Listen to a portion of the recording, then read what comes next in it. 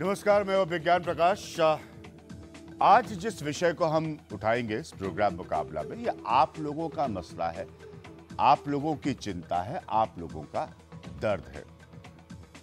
मैं अपने दफ्तर आज गाड़ी में आ रहा था तो रेडियो पर तमाम तरह के विज्ञापन आते हैं। उनमें से कई सारे फिल्मी सितारे या इस तरह के लोग जिसे हम सेलिब्रिटीज कहते हैं, वो रियल एस्टेट के प्रोडक्ट्स को इंडोर्स करते हैं। यानी कि तो मैं सुन रहा था, गोविंदा साहब का एक विज्ञापन था जिसमें वो ये लाइन का इस्तेमाल कर रहे थे कि किसी भी घर को खरीदना कितना बड़ा टेंशन का काम होता है, उसकी कीमत जाननी होती है, उसकी लोकेशन जाननी होती है, अपने जेब का हिसाब किताब करना होता है। तो तमाम लोग इस तरह के विज्ञापन करते हैं।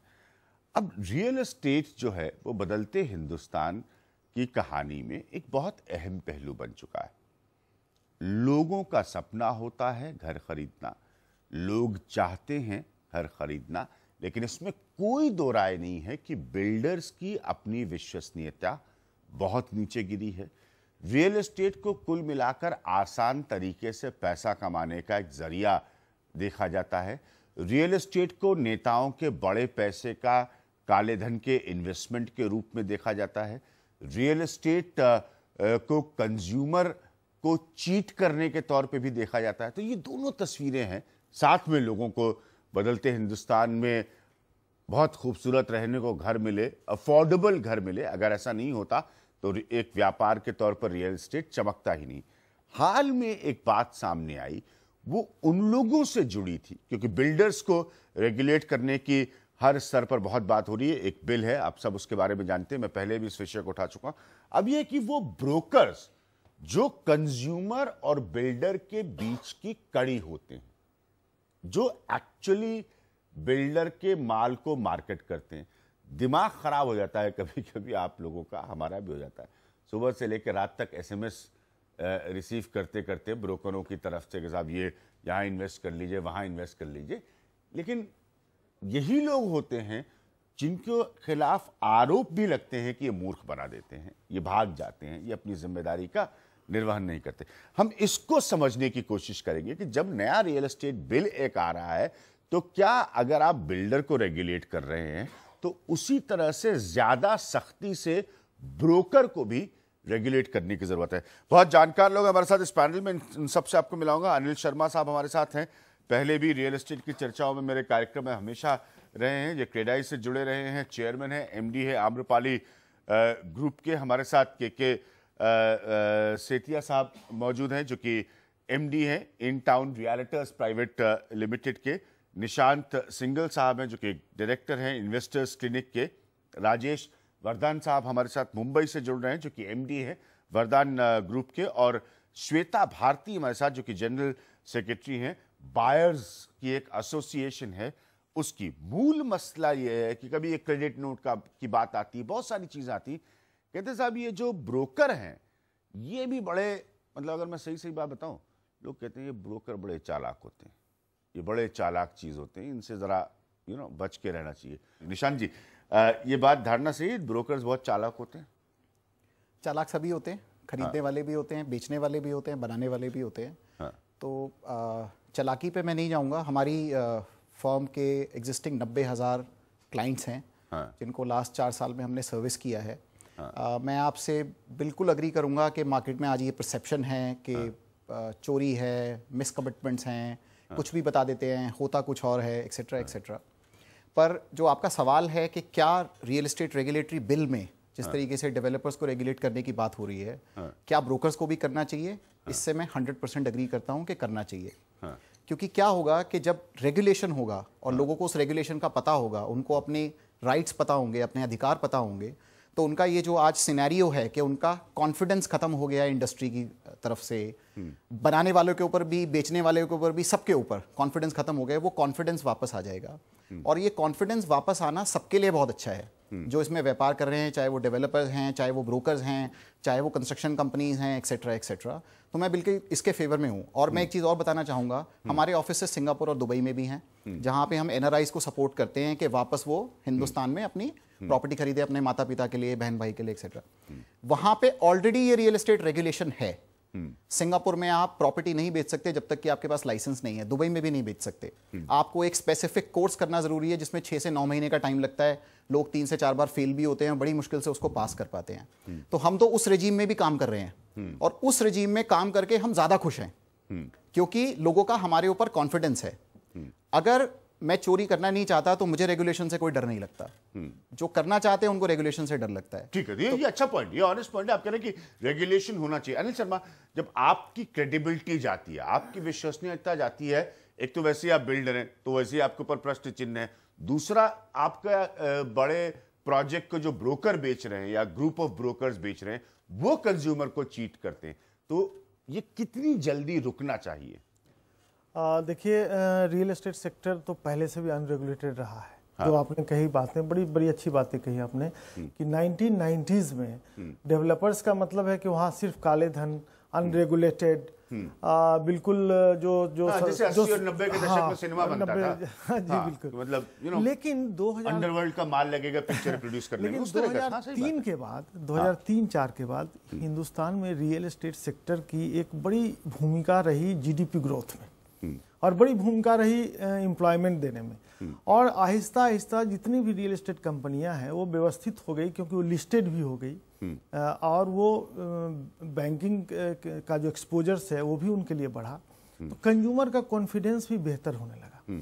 और अभी के समय में आप देखेंगे जो चाहे नोएडा हो या गुड़गांव हो या ग्रेटर नोएडा हो, आज के डेट में मार्केट प्राइस जो गवर्नमेंट के द्वारा निर्धारित सर्कल रेट है उससे कम है। तो अब ब्रोकर की जहां तक आपने कहा कि ब्रोकर्स जो हैं बिल्कुल टोटली अनरेगुलेटेड है, जिससे रियल एस्टेट था, आज भी है। उनका पॉइंट मुझे अच्छा लगा, कोई क्वालिफिकेशन की जरूरत नहीं है, कोई भी कर लिए काम कर सकता है। अनरेगुलेटेड रहेगा तब तक वो कंज्यूमर के साथ कहीं ना कहीं समस्या होती रहेगी, जो हम लोग को भी वो फेस करना पड़ता है। बीच में जैसे ब्रोकर भाग जाता है तो आप लोग क्या कर पाते हैं? हम लोग कंज्यूमर को डायरेक्ट फेस करते हैं। आपको हम लोग को एक बनाना पड़ता है कि ब्रोकर का काम है आपने बुकिंग कर दी और आप सीन से चले जाइए, क्योंकि मैं अपने जो मेरा पॉलिसी है, बाकी लोग का हम नहीं जानते, हमारा पॉलिसी है कि हम कंज्यूमर से डायरेक्ट इंटरेक्ट करना चाहते हैं, क्योंकि उसने क्या कमिटमेंट किया क्या नहीं किया, कंज्यूमर एक डायलेमा में रहता है। और डेफिनेटली अगर वो अनरेगुलेटेड रहेगा तो उसको हम लोग के लिए भी कभी कभी मुश्किल हो जाता है। किसी की भी वेबसाइट पे जाइए, मान लीजिए मैं आपकी वेबसाइट पे जाता हूं तो अगर मैं सही को भरे होते हैं नाम बिल्कुल तमाम एजेंसीज के जो आम्रपाली के एक्स प्रोजेक्ट बेच रहे हैं, किसी भी बिल्डर का, मतलब मैं आपका, तो उसमें आप लोग उनको कहते हैं कि हमारे पार्टनर्स हैं, जैसे टेलीविजन की इंडस्ट्री है, हाँ, तो आपके को स्पॉन्सर्स होते हैं, तो ये, लेकिन उसके बाद वो क्या करते हैं? अगर उन्होंने कोई बल्क सेलिंग की और उसमें कोई प्रॉब्लम आ गई तो आप कैसे कंट्रोल कर सकते हैं? आपके पास कंट्रोल करने का तो कोई तरीका नहीं? कंट्रोल करने का बिल्कुल, चूंकि अनरेगुलेटेड है, कंट्रोल करने का सिर्फ एक ही मैकेनिज्म हम लोग के पास बचता है कि जो उनका प्रीमियम बनता है, जो उनके रिम्यूनरेशन बनते हैं, जो उनकी कमीशन बनती है, उसको हम लोग कोशिश करते हैं कि फाइनली वो तुरंत पेड ना हो, वो इंस्टॉलमेंट्स में हो, या कंज्यूमर का जब बिल्कुल उनका वो पूरा क्रेडिट नोट का जो मसला आता है, जी बिल्कुल, जहां पर कंज्यूमर और परेशान हो जाता है। ये इंटरेस्टिंग है। सेठी साहब, इसको जैसे मैंने कहा कि आप जाइए किसी वेबसाइट को खोलिए, किसी भी, तो 50 उसमें पार्टनर्स होते हैं, ये भी बेच रहे हैं माल, वो भी बेच रहे हैं माल। कंज्यूमर किसी ना किसी स्टेज पर उनसे इंटरैक्ट करता है, भले ही सिर्फ प्राइस जानने के लिए करे, क्योंकि कंपेटिटिव प्राइसिंग के युग में हम जी रहे हैं, तो वो सोचेगा भाई इन्वेस्टर क्लिनिक वाले हमें अच्छा नहीं दे पा रहे हैं प्राइस, तो हम दूसरे से बात करें। तो रोल तो वहीं से शुरू हो जाता है। ब्रोकर क्यों चाहेगा रेगुलेशन? नहीं, रेगुलेशन एक अलग चीज है। काम, जैसे अगर आप टीवी खरीदते हैं कहीं पे, वहां पे शोरूम बने होते हैं, आजकल तो ऑनलाइन सिस्टम वहां पे भी आ गया है, वैसे ही प्रॉपर्टी की इंफॉर्मेशन आप ऑनलाइन लेना पसंद करते हैं, आपको प्रॉपर इंफॉर्मेशन मिल जाती है, और रेगुलेशन आने से डीलर का कोई नुकसान नहीं है। देखिए, कहीं पे भी जब कोई बिजनेस बूम कर रहा है, उसमें बहुत तरह तरह के लोग दूसरी लाइन छोड़ के उस पर्टिकुलर लाइन में आ जाते हैं, तो रेगुलेशन से ये होगा कि कंट्रोल हो जाएगा, जो लोग सीरियस बिजनेस करने वाले हैं वो उस लाइन में रहेंगे और बाकी नॉन सीरियस प्लेयर वहां से निकल जाएंगे।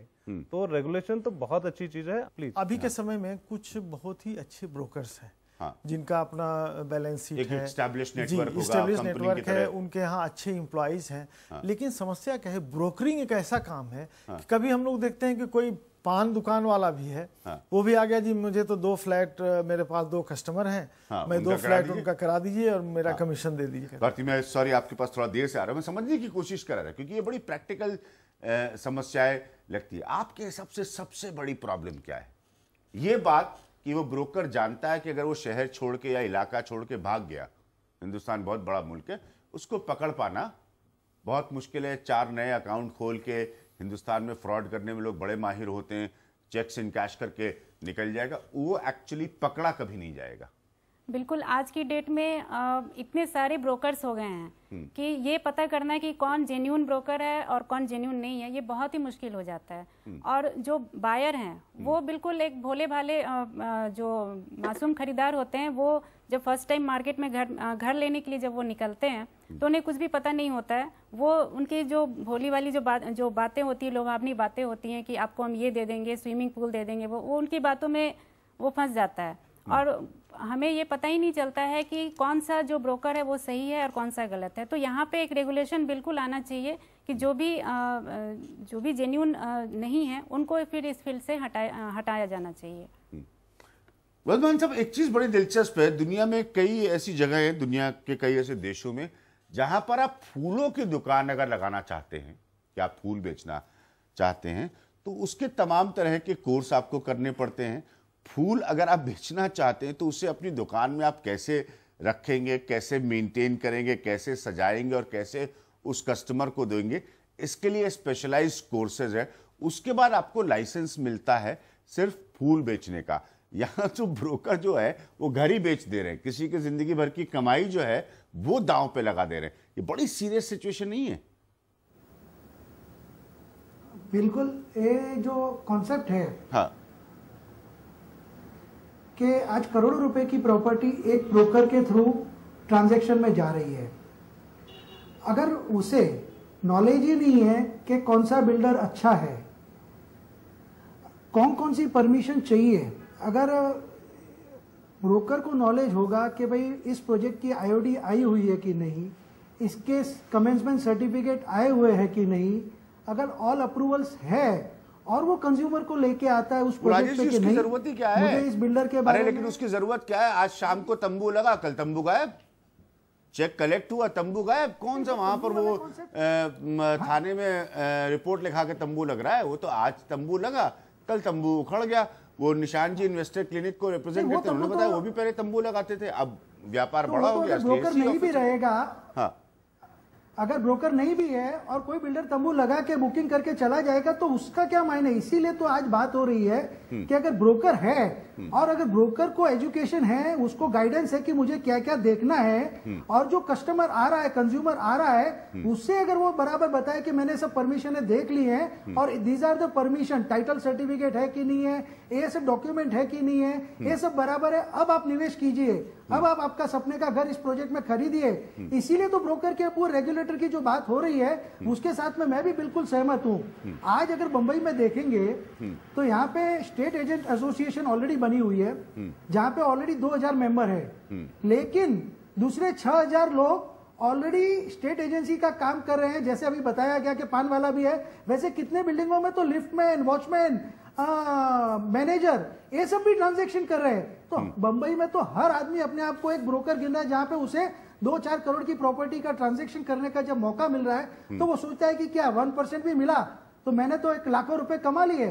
तो बात है कि इसको रेगुलेट करना चाहिए, और उससे रेगुलेट से फायदा क्या क्या होगा, जो मैंने अभी थोड़ी देर पहले आपको बताया। अनिश, तो फिर इसका सोल्यूशन इस हिसाब से क्या है कि आप या तो रेगुलेशन आप लाइए जरूर, लेकिन मैं ये जानना चाहता हूं कि आप कंज्यूमर को कैसे प्रोटेक्ट करेंगे? एक क्रेडिट नोट वाली समस्या होती है कि ब्रोकर साहब नहीं दिया, अभी तो हमारा उनसे पैसा नहीं आया है, उनसे जब आ जाएगा तब हम आपको देंगे। तो अल्टीमेटली मतलब कंज्यूमर को समय पे जगह ना मिले, वो बिल्डर के यहाँ धक्के खाए, उसके पैसे वहाँ डिपॉजिट हो जाए तो, और वो उसका इंस्टॉलमेंट डिले हो जाए तो वो उस पर पेनल्टी दे। मतलब पूरी रियल एस्टेट इंडस्ट्री का ऐसा फॉर्मेट लग रहा है इस वक्त कि कंज्यूमर हर साइड से पिसे। नहीं, अभी जो बिल आया है जो राज्यसभा में ऑलरेडी पास हो चुका है पिछली सरकार में, और अब इसको लोकसभा में जाना है। बिल की फॉर्मेट मैंने पढ़ी है, उसमें डेवलपर के लिए तो बहुत सारे सेक्शंस हैं जो डेवलपर को कंट्रोल करते हैं। उसमें से एक दो सेक्शन ऐसा भी है जो डायरेक्टली जो प्रॉपर्टी कंसल्टेंट है या डीलर्स हैं उनके ऊपर लिखा हुआ है। तो अगर वो रजिस्टर जब तक नहीं होते हैं, रजिस्ट्रेशन के टाइम में उनको कौन सी प्रॉपर्टी बेचनी है उसका डिटेल उनको जमा करना पड़ेगा।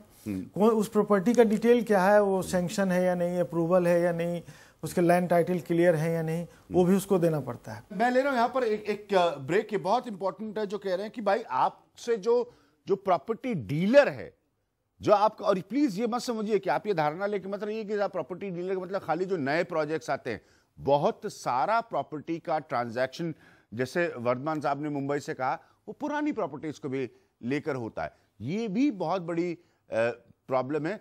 अल्टीमेटली क्या हो रहा है कि आखिरकार जो कंज्यूमर है, जो ट्रांजैक्शन करता है, उसके हाथ से अगर मसला स्लिप हो गया, ये मैं जरूर मानता हूं कि मान लीजिए कोई इन्वेस्टर क्लिनिक्स जैसी कोई कंपनी है जो ज्यादा बेहतर एस्टैब्लिश्ड है, कंज्यूमर वहां जा सकता है इनकी 100, लेकिन जो भाग गया उसके बाद कंज्यूमर के पास कोई रास्ता नहीं रहता।